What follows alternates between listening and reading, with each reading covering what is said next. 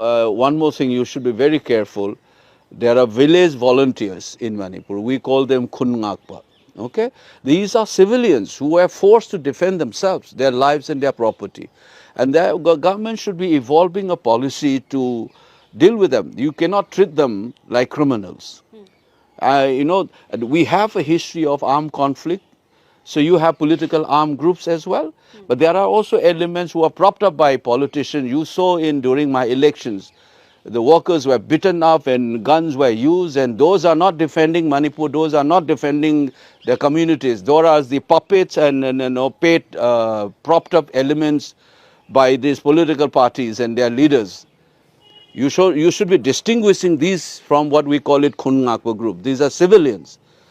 And so unnecessarily you should not harass this khul or these village volunteers. These are civilians who were forced because government has refused to perform their duty, so they were forced to defend themselves. So you should be able to distinguish these elements who are propped up by the politicians and threatening people and boot capturing during elections, beaten up women. We respect women in Manipur, and we call it Meira Paibis and Ima. They were even attacked by them during elections. Where some people even had tried to throttle them. It's all video recording. Those elements must be segregated from our civilian khul who were forced to defend themselves. And these khul people, or the village volunteers as we call it, cannot be criminalized. Government has to evolve a policy to accommodate and deal separately. And everything should not be conflated. We have political armed groups. These are groups, proscribed groups, because this is a historically rooted political problem that the state has. We have a long-standing armed conflict there.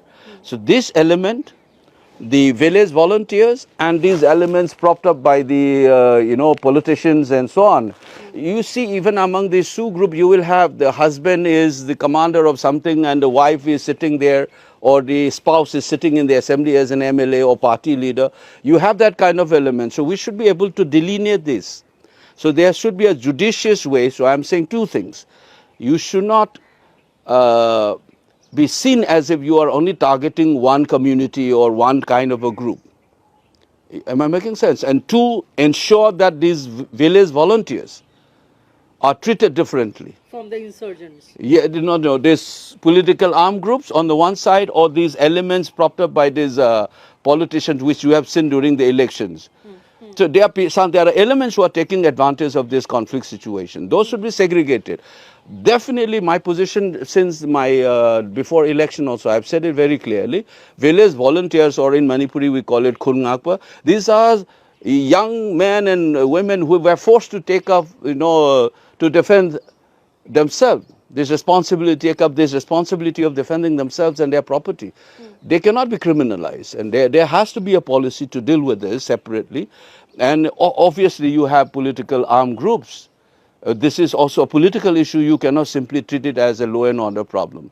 But definitely those other elements who are creating troubles and intimidating people, taking advantage of this conflict situation, must be dealt with firmly.